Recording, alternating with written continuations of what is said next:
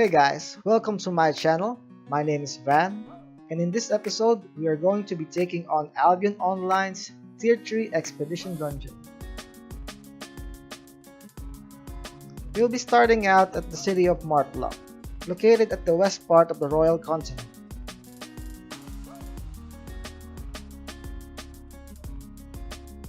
If you press N on your local map, you will see the portal location of the Royal Expeditions.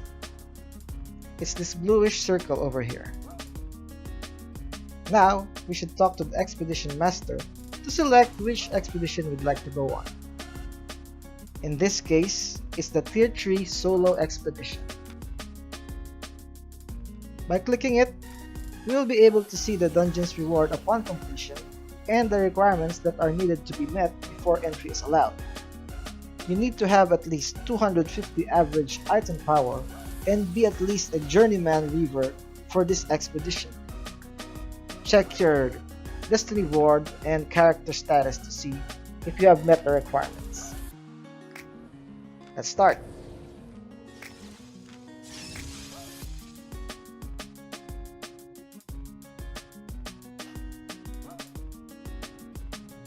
Upon entry, we will be given our mission objectives. That guy over there opened the portal for us and is telling us why we were sent here. In this story, we were sent here to stop the traitors to the crown from excavating ancient relics.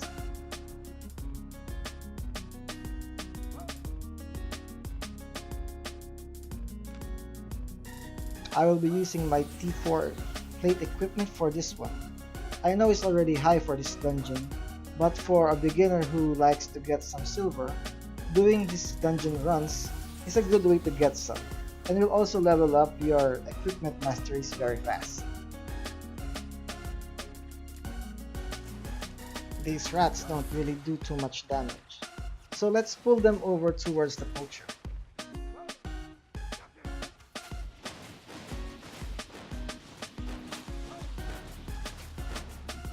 Now, the poacher uses a skill that knocks us back and slows us, so watch out for that one. The thief, on the other hand, doesn't really show any visible skill that he uses, so he's fairly easier to kill.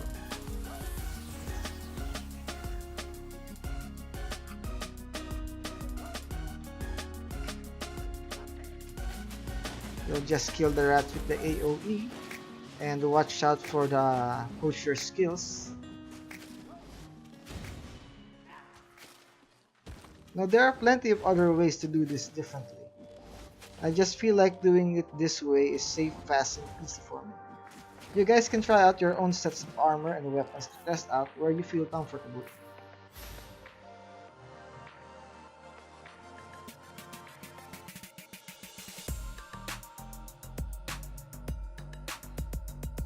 Moving on, there's a poacher and a thief. In this case, we're going to kill the poacher first so he doesn't knock us back.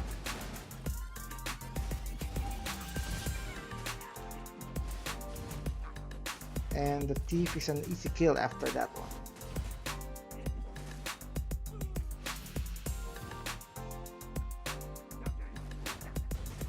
There's another thief. I'm guessing these thieves have skills, but probably just buff on themselves. That's why you can't see it. I'm not really sure about that. Two poachers will hit each other. Let's just watch. Watch out for the skill.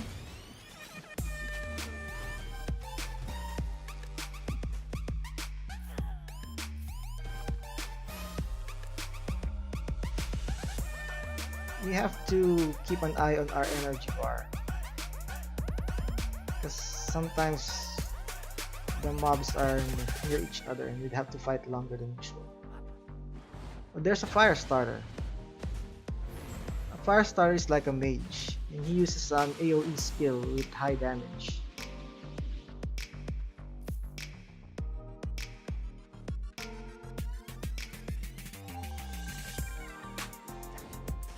There's another thief.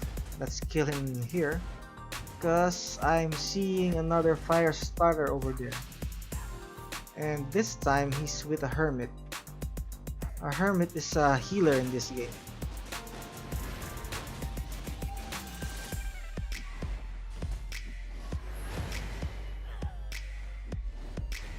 Well, luckily we were able to kill the fire starter because we interrupted the hermit's heal with our AoE. But usually you should start killing the hermit first before the other enemies so that he won't be able to heal his buddies.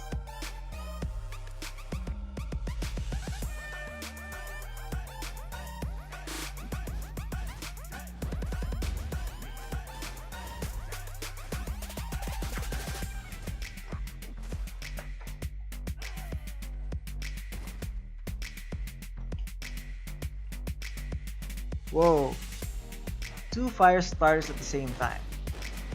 But we should be okay if we stay away from the range of their AoE.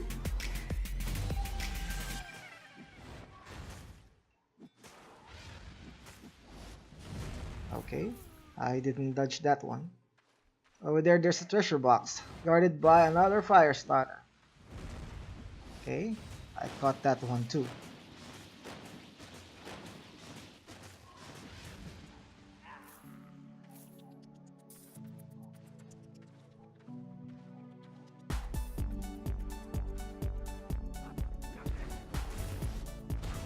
Like I said, kill the hermit first, then move on to the other enemy.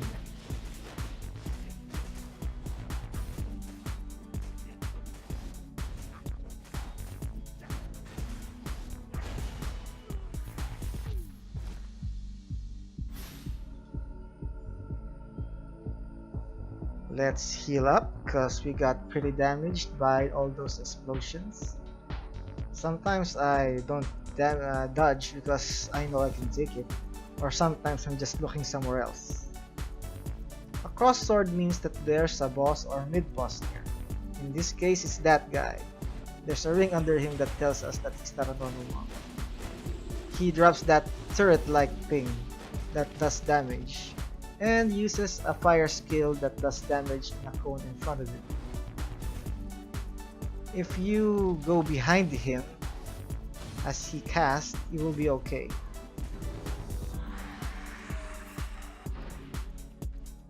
So look, as I said earlier, leveling your equipment masteries is very fast doing these quick runs.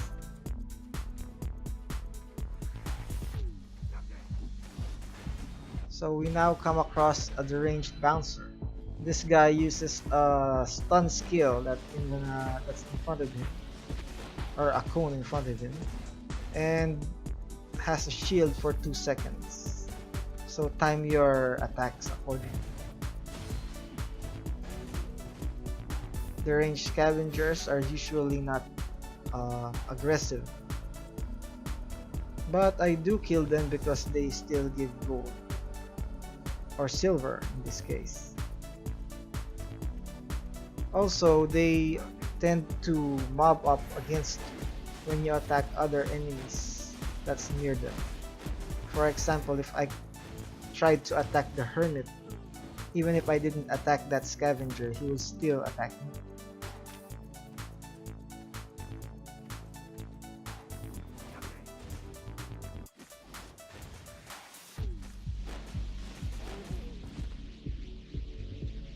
Sometimes these guys also drop equipments, but from what I understand, those equipments were sold to the black market in some other town and mysteriously finds their way in the hands of these mobs.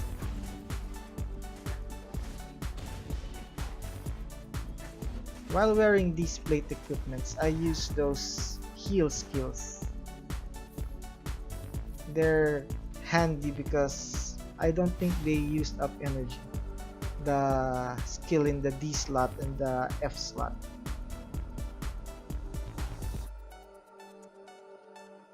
because the spinning attack that I use usually takes up a lot of my energy. And if I fight multiple mobs in an extended period, I usually run out of energy.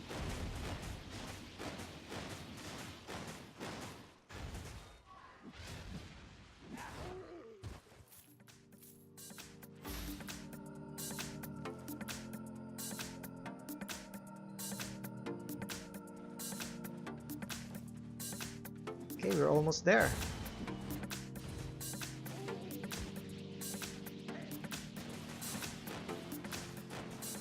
Let's take this bouncer too. Oh, you can't pick up items while you're still in combat.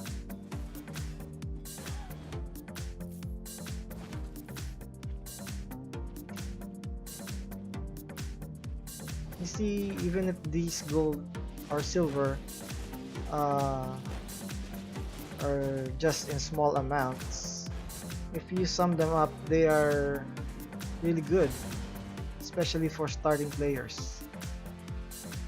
And you know, in this game, there's no NPC that will automatically buy your equipment or the things that you make unless you really sell it to players in the market. And markets here are localized, meaning that the stuff from one town can't be bought in another town. They have their own list over there. So it's quite unique.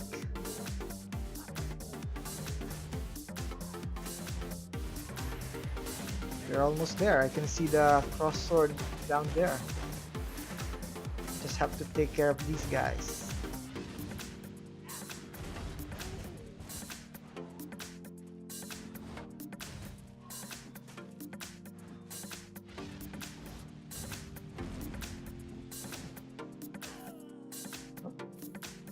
I thought I was gonna kill him. That's why I moved a little late. So let's heal up and fill our energy bar.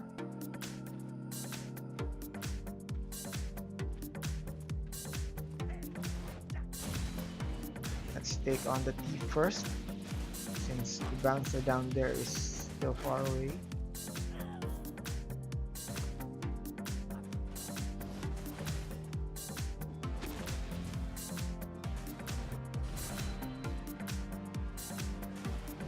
These guys don't look like they do a lot of damage, but sometimes when you find yourself in a situation where you're fighting more than one mob and they stun you, you will notice that they do hurt when, I guess, when the damage accumulate that way. So we're at the second cross sword.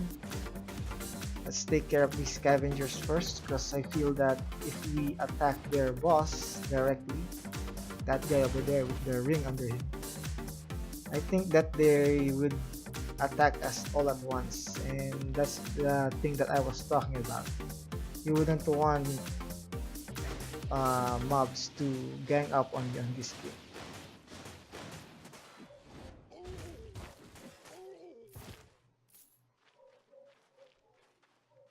Okay, now we're ready. I mean, let's get ready. Final heal and energy regeneration. So this dungeon's final boss is the deranged overseer. This guy uses a whip to pull you and attack you, and he has this skill for the long range, which is similar to the poachers, that pushes you back and slows you. And he also whirls his whip around for an AoE. So tip here is, whenever that guy starts spinning his whip, he always casts his long range skill immediately after. So if you don't have any skill to interrupt him, be sure to dodge both of those skills first before attacking. Because if you stand there next to the skills, you will die. And in this case, he's dead. After that, the portal guy pops out behind us, thanking us for our service, and opens a portal for us to go back to town. You can do these runs multiple times if you need silver or you're just leveling your skills. And there are daily bonuses, but you have to pick which dungeon you want to take before entering, because you get the bonus only once a day regardless of which dungeon you're in. So guys, that's it for this video. Thanks for watching. If you liked or found this video helpful, please hit the like button below and be sure to subscribe to my channel so that you guys don't miss out whenever I upload new videos. Bye guys, see you next time.